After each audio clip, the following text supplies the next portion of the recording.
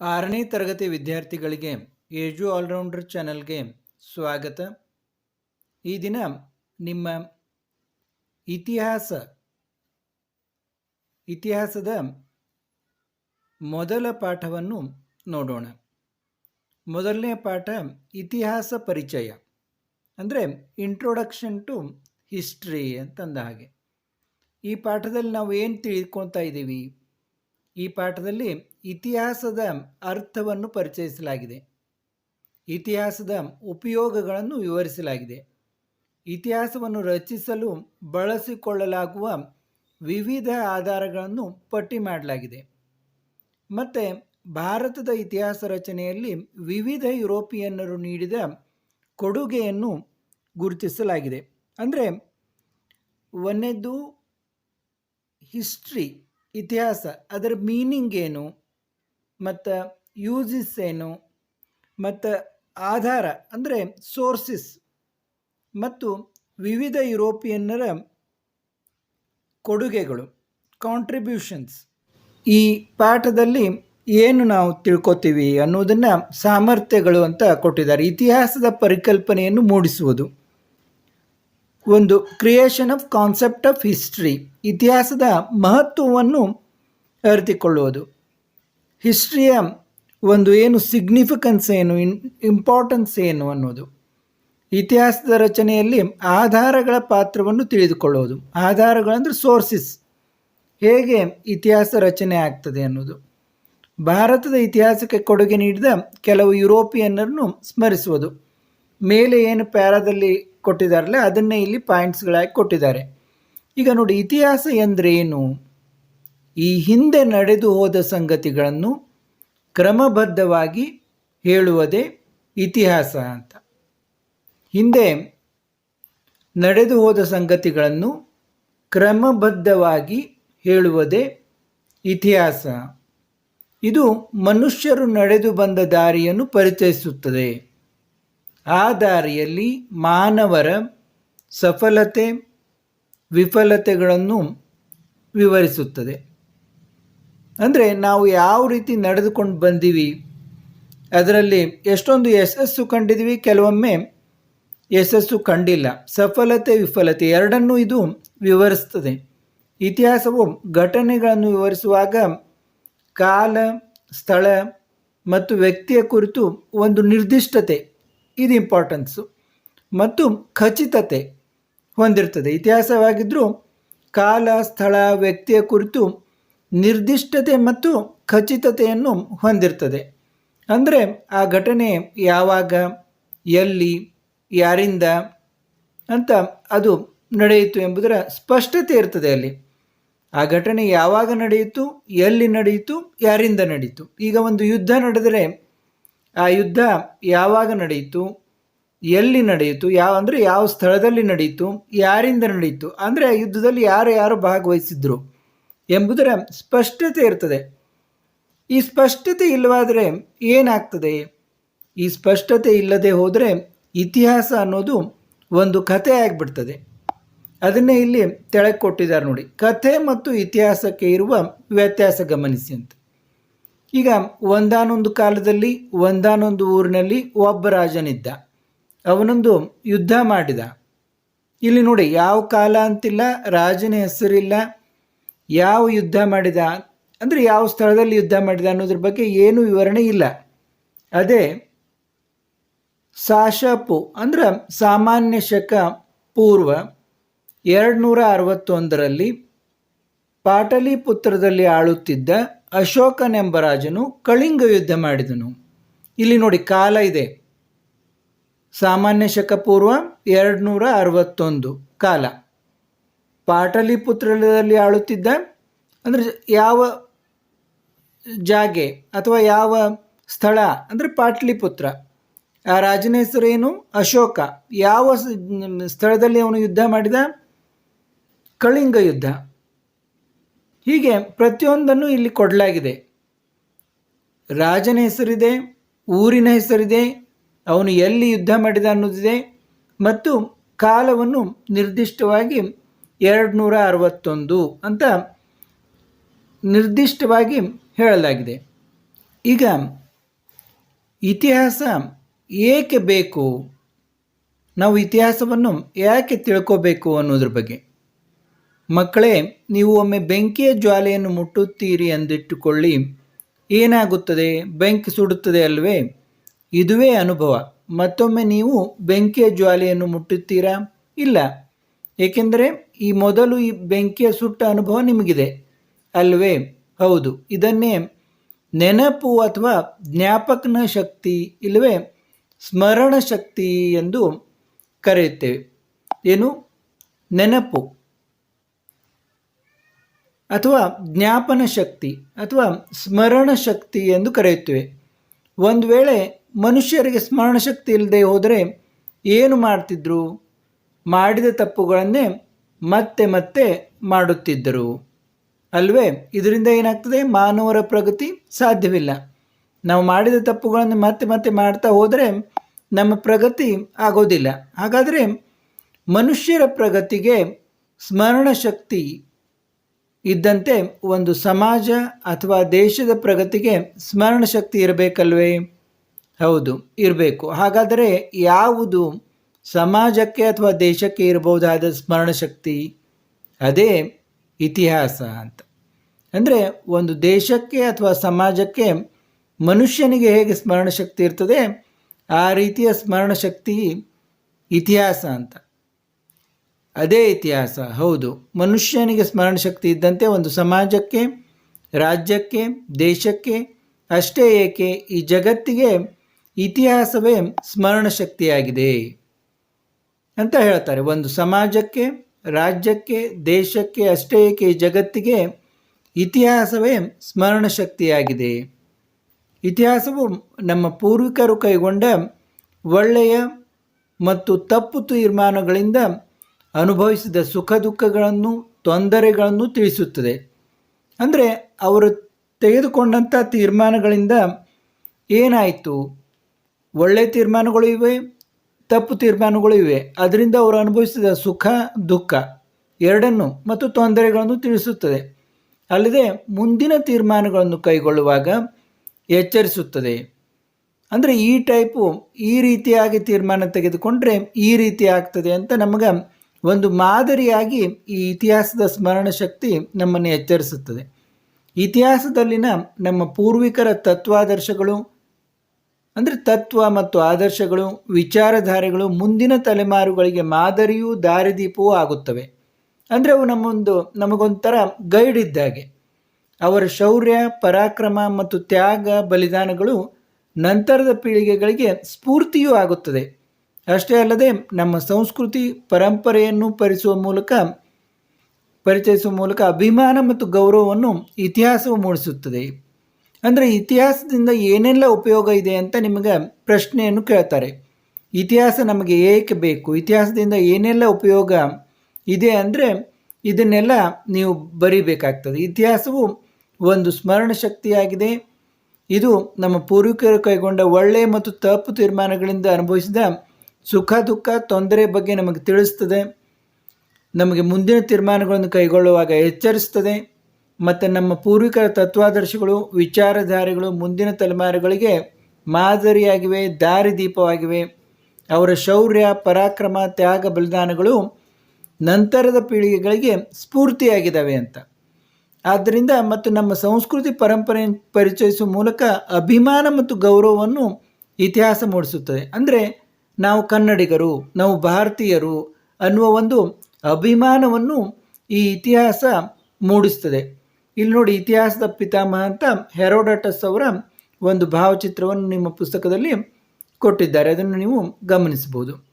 ಅವ್ರ ಬಗ್ಗೆ ಮುಂದೆ ಹೇಳ್ತಾರೆ ನೋಡಿ. ಇಷ್ಟು ಅಮೂಲ್ಯವಾದ ಇತಿಹಾಸವನ್ನು ಹೇಗೆ ರಚಿಸಬೇಕು ಎಂಬುದನ್ನು ಜಗತ್ತಿಗೆ ಮೊಟ್ಟ ಮೊದಲು ತೋರಿಸಿಕೊಟ್ಟವರು ಗ್ರೀಕ್ ದೇಶದ ಹೆರೋಡಟಸ್. ನಿಮಗೆ ಪ್ರಶ್ನೆ ಕೇಳ್ತಾರೆ, ಇತಿಹಾಸದ ಬಗ್ಗೆ ಹೇಗೆ ರಚಿಸಬೇಕು ಇತಿಹಾಸವನ್ನು ಅಂತ ಅನ್ನೋದನ್ನು ಮೊಟ್ಟ ಮೊದಲು ಯಾರು ತೋರಿಸಿಕೊಟ್ರು ಅಂತ. ಆಗ ನೀವು ಉತ್ತರಿಸಬೇಕು, ಗ್ರೀಕ್ ದೇಶದ ಹೆರೋಡಟಸ್. ಅಥವಾ ಇನ್ನೊಂದು ರೀತಿಯಾಗಿ ಕೇಳ್ಬೋದು, ಇತಿಹಾಸದ ಪಿತಾಮಹ ಯಾರು ಅಂತ. ಇತಿಹಾಸದ ಪಿತಾಮಹ ಗ್ರೀಕ್ ದೇಶದ ಹೆರೋಡಟಸ್. ಇನ್ನು ಸೋರ್ಸಸ್, ಆಧಾರಗಳು ಇತಿಹಾಸ ರಚಿಸುವವರನ್ನು ಇತಿಹಾಸಕಾರರು ಎನ್ನುತ್ತಾರೆ. ಇವರು ಇತಿಹಾಸವನ್ನು ನಿರ್ದಿಷ್ಟವಾಗಿ ಮತ್ತು ಖಚಿತವಾಗಿ ಹೇಳಲು ಸಾಕ್ಷ್ಯಾಧಾರಗಳನ್ನು ಬಳಸಿಕೊಳ್ಳುತ್ತಾರೆ. ಆದ್ದರಿಂದ ಆಧಾರವಿಲ್ಲದೆ ಇತಿಹಾಸವಿಲ್ಲ ಅಂತ. ಅಂದರೆ without sources there is no history ಅಂತ ಹೇಳ್ಬೋದು. ಹಾಗಾದರೆ ಇತಿಹಾಸದ ಆಧಾರಗಳು ಯಾವುವು ಎಂಬ ಪ್ರಶ್ನೆ ನಿಮ್ಮಲ್ಲಿ ಮೂಡಬಹುದು. ಇತಿಹಾಸದ ಆಧಾರಗಳಲ್ಲಿ ಪ್ರಮುಖವಾಗಿ 2 ವಿಧಗಳಿವೆ. ಒಂದು ಸಾಹಿತ್ಯ ಆಧಾರಗಳು, ಇನ್ನೊಂದು ಪುರಾತತ್ವ ಆಧಾರಗಳು ಅಂತ.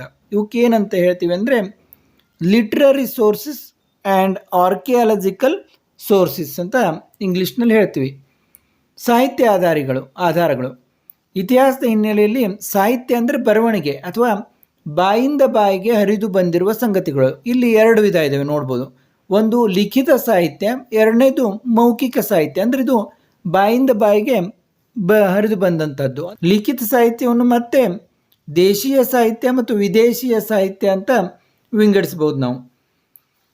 ಮೌಖಿಕ ಸಾಹಿತ್ಯವು ಜನಪದ ಗೀತೆ, ಕಥೆ, ಲಾವಣಿ, ಐತಿಹ್ಯ ಮೊದಲಾದವುಗಳನ್ನು ಒಳಗೊಂಡಿರುತ್ತದೆ. ಲಿಖಿತ ಸಾಹಿತ್ಯ ರಚಿಸುವವರು ಅಕ್ಷರಸ್ಥರಾದರೆ ಮೌಖಿಕ ಸಾಹಿತ್ಯ ರಚಿಸುವವರು ಅನಕ್ಷರಸ್ಥರಾಗಿರ್ತಾರೆ. ಇದು ನೀವು ತಿಳಿದುಕೋಬೇಕು. ಒಂದು ಲಿಖಿತ ಸಾಹಿತ್ಯ, ಇನ್ನೊಂದು ಮೌಖಿಕ ಸಾಹಿತ್ಯ.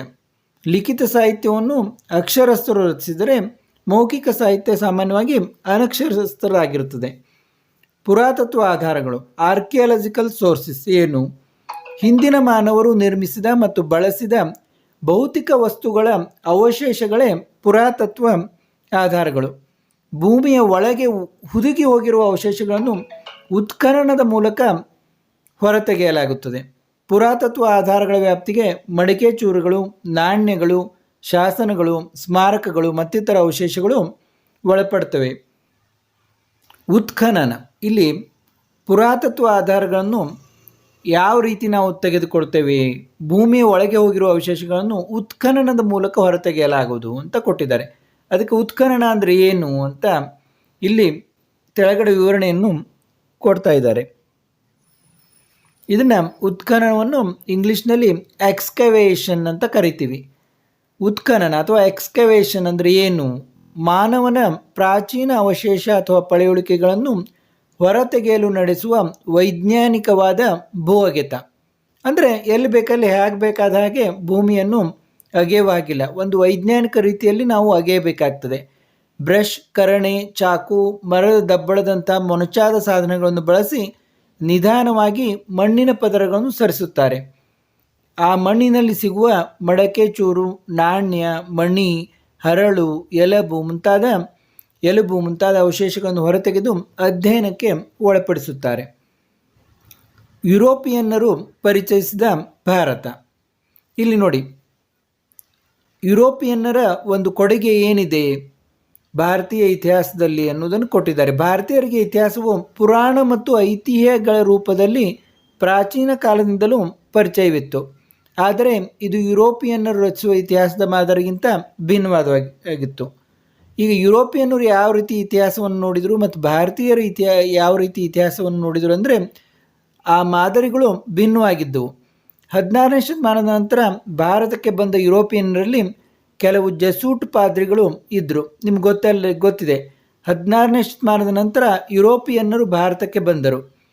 ಅವರು ವ್ಯಾಪಾರ ಮಾಡಬೇಕಂತ ಮೊದಲು ಬಂದು ನಂತರ ಕ್ರಮೇಣವಾಗಿ ಭಾರತವನ್ನು ಆಕ್ರಮಿಸಿಕೊಳ್ಳಲು ಪ್ರಾರಂಭ ಮಾಡಿದರು. ಈಸ್ಟ್ ಇಂಡಿಯಾ ಕಂಪನಿಯನ್ನು ಸ್ಥಾಪಿಸಿದರು. ಅದೆಲ್ಲ ನಿಮ್ಗೆ ಗೊತ್ತಿರಬಹುದು. ಈ 16ನೇ ಶತಮಾನದ ನಂತರ ಭಾರತಕ್ಕೆ ಬಂದ ಯುರೋಪಿಯನ್ನರಲ್ಲಿ ಕೆಲವು ಜೆಸೂಟ್ ಪಾದ್ರಿಗಳು ಇದ್ದರು. ಇವರು ಭಾರತೀಯರ ಜೀವನ ಕ್ರಮವನ್ನು ಅರ್ಥ ಮಾಡಿಕೊಳ್ಳಲು ವ್ಯವಸ್ಥಿತ ಅಧ್ಯಯನ ಕೈಗೊಂಡರು.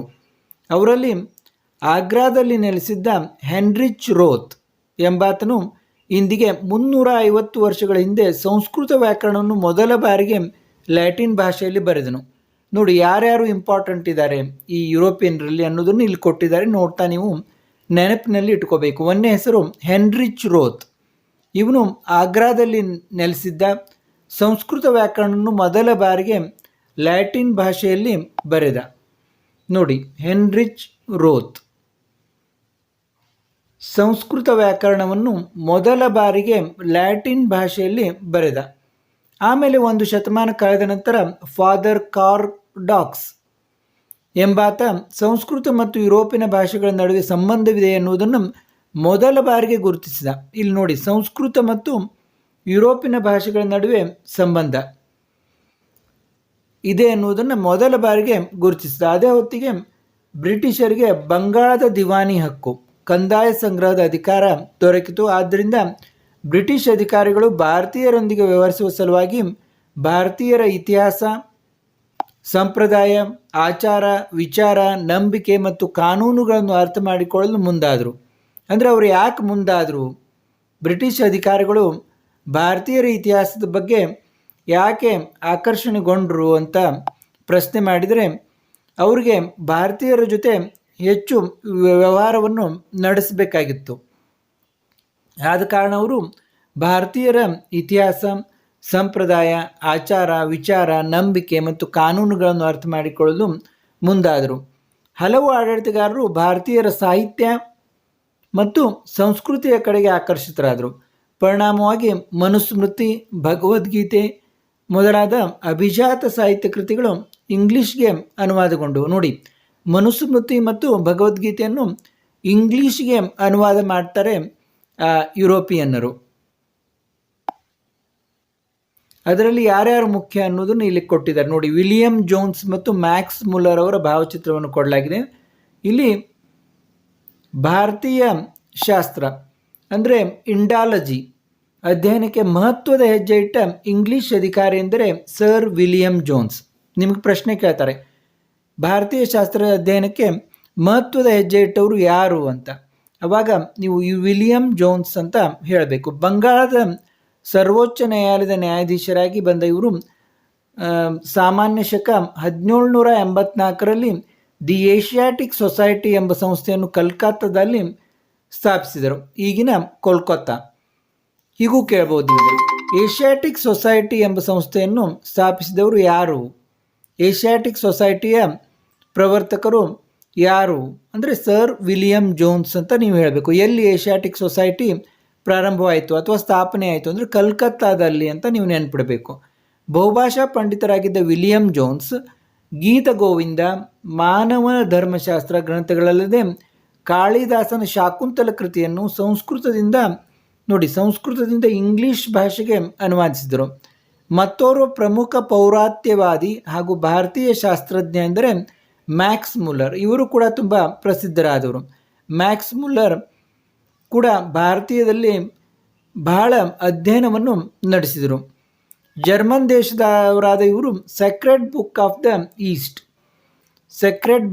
ದ ಈಸ್ಟ್ ಹೆಸರಿನಲ್ಲಿ 50 ಸಂಪುಟಗಳನ್ನು ಇಂಗ್ಲಿಷಿಗೆ ತಂದರು. ಉಪಯುಕ್ತವಾದಿಗಳ ಗುಂಪಿಗೆ ಸೇರುವ ಜೇಮ್ಸ್ ಮಿಲ್ ಎಂಬ ಸ್ಕಾಟ್ಲೆಂಡ್ನ ಇತಿಹಾಸಕರು ಹಿಸ್ಟ್ರಿ ಆಫ್ ಇಂಡಿಯಾ, ನೋಡಿ ಇವೆಲ್ಲ ತುಂಬ ನಮ್ಮ ಇತಿಹಾಸವನ್ನು ಕಟ್ಟಿಕೊಡುವಲ್ಲಿ ತುಂಬ ಮುಖ್ಯವಾದ ಪುಸ್ತಕಗಳು ಇವು.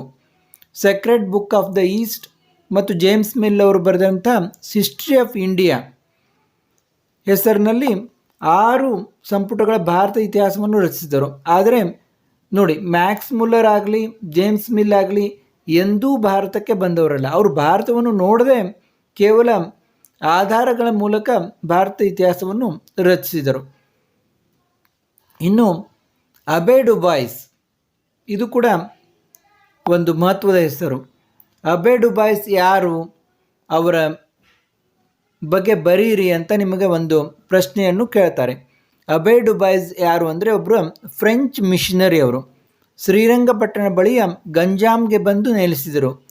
ಸ್ಥಳೀಯ ಸಂಸ್ಕೃತಿಯನ್ನು ಅಳವಡಿಸಿಕೊಂಡು ಸನ್ಯಾಸಿಯಂತೆ ಬದುಕಿದ ಇವರನ್ನು ಜನರು ಏನಂತ ಕರೀತಾರೆ ಅಂದರೆ ದೊಡ್ಡ ಸ್ವಾಮಿಯವರು ಅಂತ ಕರೀತಿದ್ರು ಜನರು. ಇವರು Hindu manners, customs and ceremonies ಎಂಬ ಕೃತಿಯನ್ನು ಬರೆದರು. ಅಂದರೆ ಹಿಂದೂಗಳ ಒಂದು ಪದ್ಧತಿಗಳು, ಆಚರಣೆಗಳನ್ನು ನೋಡಿಕೊಂಡು ಅದರ ಬಗ್ಗೆ ಒಂದು ಕೃತಿಯನ್ನು ಬರೀತಾರೆ ಇವರು. ಇದರಲ್ಲಿ ಭಾರತೀಯರ ಆಚಾರ, ವಿಚಾರ, ಹಬ್ಬ ಹರಿದಿನ, ವರ್ಣಾಶ್ರಮ ವ್ಯವಸ್ಥೆ, ನಿಮ್ಗೆ ಗೊತ್ತಿರಬೇಕು. ವರ್ಣಾಶ್ರಮ ವ್ಯವಸ್ಥೆ ಅಂದರೆ 4 ವರ್ಣಗಳು, ಬ್ರಾಹ್ಮಣ, ವೈಶ್ಯ, ಕ್ಷತ್ರಿಯ, ಶೂದ್ರ ಅಂತ ವರ್ಣಾಶ್ರಮ ವ್ಯವಸ್ಥೆ ಹಿಂದಿನಿಂದ ನಡೆದುಕೊಂಡು ಬಂದಿದೆ. ಆ ವರ್ಣಾಶ್ರಮ ವ್ಯವಸ್ಥೆ ಮೊದಲಾದವುಗಳನ್ನು ಕುರಿತು ಬರೆದಿದ್ದಾರೆ. 24 ವರ್ಷಗಳ ಕಾಲ ಇಲ್ಲಿಯೇ ನೆಲೆಸಿದ್ದ ಅಬೆ ಡುಬಾಯಿಸ್ ನಂತರ ಫ್ರಾನ್ಸಿಗೆ ಹಿಂದಿರುಗಿದರು. ಈ ಇಷ್ಟನ್ನು ನೀವು ನೆನಪಿನಲ್ಲಿ ಇಟ್ಕೋಬೇಕು. ಅಬೆ ಡುಬಾಯಿಸ್ ಬಗ್ಗೆ ಒಂದು ಪ್ಯಾರಾ ಬರಲಿಕ್ಕೆ ನಿಮಗೆ ಪರೀಕ್ಷೆಯಲ್ಲಿ ಕೊಡ್ತಾರೆ. ಇವರಲ್ಲದೆ ಎಲ್ಫಿನ್ಸ್ಟನ್, ಕೋಲ್ಬ್ರೂಕ್ಸ್, ಕನ್ನಿಂಗ್ಹ್ಯಾಮ್, ಇಲಿಯಟ್ ಮತ್ತು ಡಾಸನ್ ಮುಂತಾದವರು ಭಾರತದ ಚರಿತ್ರೆಯ ವಿವಿಧ ಘಟ್ಟಗಳನ್ನು ಪರಿಚಯಿಸಿದ್ದಾರೆ. Francis Buchanan, colonel Wilks, Mackenzie, BL Rice, Fleet ಮುಂತಾದ ಯುರೋಪಿಯನ್ನರು ಕರ್ನಾಟಕದ ಚರಿತ್ರೆ ರಚನೆಗೆ ಅಮೂಲ್ಯ ಆಧಾರಗಳಾದ ಶಾಸನಗಳು, ಕೈಫಿಯತ್ತುಗಳು, ಹಸ್ತಪ್ರತಿಗಳು, ಬಕಾಯಿರುಗಳು ಮೊದಲಾದವುಗಳನ್ನು ಸಂಗ್ರಹಿಸುವಲ್ಲಿ ಮತ್ತು ಸಮಕಾಲೀನ ಸಂಗತಿಗಳನ್ನು ದಾಖಲಿಸುವಲ್ಲಿ ಯಶಸ್ವಿಯಾಗಿದ್ದಾರೆ. ಇವೆಲ್ಲ ಇಂಪಾರ್ಟೆಂಟ್ ಹೆಸರುಗಳು. ಎಲ್ಫಿನ್ಸ್ಟನ್, ಕೋಲ್ಬ್ರೂಕ್ಸ್, ಕನ್ನಿಂಗ್ಹ್ಯಾಮ್, ಇಲಿಯಟ್, ಡಾಸನ್ ಮುಂತಾದವರು ಭಾರತ ಚರಿತ್ರೆಯ ವಿವಿಧ ಘಟ್ಟಗಳು ಅಂದರೆ ಬೇರೆ ಬೇರೆ ಇಸುವಿಯ ವಿವಿಧ ಘಟ್ಟಗಳನ್ನು ಅವರು ಪರಿಚಯಿಸಿದ್ದಾರೆ. ಮತ್ತು ಈ ರೈಸ್ ಮತ್ತು BL ರೈಸ್ ಮತ್ತು ಫ್ಲೀಟ್ ಕೂಡ ಕರ್ನಾಟಕ ಭಾಷಾಶಾಸ್ತ್ರ, ಈ ಕನ್ನಡದ ಬಗ್ಗೆ ಕೂಡ ತುಂಬ ಸಂಶೋಧನೆಯನ್ನು ಮಾಡಿ ಪುಸ್ತಕಗಳನ್ನು ಬರೆದಿದ್ದಾರೆ. BL ರೈಸ್ ಮತ್ತು ಫ್ಲೀಟ್ ಅವರು. ಹೀಗೆ ಭಾರತೀಯರಿಗೆ ಹೊಸ ಮಾದರಿಯ ಚರಿತ್ರೆ ನೋಡುವ ಮತ್ತು ಕಟ್ಟುವ ಕ್ರಮವನ್ನು ಯುರೋಪಿಯನ್ನರು ಕಲಿಸುವಲ್ಲಿ ಸಮರ್ಥರಾದರು. ಹೊಸ ಮಾದರಿಯ ಚರಿತ್ರೆ ನೋಡುವ ಮತ್ತು ಕಟ್ಟುವ ಕ್ರಮವನ್ನು ಯುರೋಪಿಯನ್ನರು ಕಲಿಸುವಲ್ಲಿ ಸಫಲರಾದರು. ಆ ಮೂಲಕ ಭಾರತೀಯರ ಆಲೋಚನಾ ಕ್ರಮವನ್ನೇ ಬದಲಿಸಿದರು. ಅಂದರೆ ನಾವು ಮೊದಲು ಪುರಾಣಗಳ ಬಗ್ಗೆ ಪುರಾಣ ಮತ್ತು ಕಥೆಗಳ ಮೂಲಕ ಇದ್ವಿ, ಆದರೆ ಯುರೋಪಿಯನ್ನರು ಆ ಒಂದು ಇತಿಹಾಸವನ್ನು ನೋಡುವ ಕ್ರಮವನ್ನು ಬದಲಾಯಿಸಿದರು. ಇಲ್ಲಿಗೆ ಈ ಮೊದಲ ಅಧ್ಯಾಯ, ಈ ಇಂಟ್ರೊಡಕ್ಷನ್ ಟು ಹಿಸ್ಟ್ರಿ ಅನ್ನುವ ಮೊದಲ ಅಧ್ಯಾಯ ಮುಗಿಯಿತು. ಮತ್ತು ಮುಂದಿನ ಅಧ್ಯಾಯದೊಂದಿಗೆ ಭೇಟಿಯಾಗೋಣ. ಎಲ್ಲರೂ ನಿರಂತರವಾಗಿ ನಾವು ಮಾಡುವ ಕನ್ನಡ, ಹಿಂದಿ, ಇಂಗ್ಲೀಷ್ ಪಾಠಗಳನ್ನು ತಪ್ಪದೆ ನೋಡಿ. ಸಬ್ಸ್ಕ್ರೈಬ್ ಆಗದವರು ಸಬ್ಸ್ಕ್ರೈಬ್ ಆಗಿ ಮತ್ತು ಬೆಲ್ ಬಟನನ್ನು ಆನ್ ಇಟ್ಕೊಳ್ಳಿ. ಎಲ್ಲ ವಿದ್ಯಾರ್ಥಿಗಳಿಗೂ ಶುಭವಾಗಲಿ.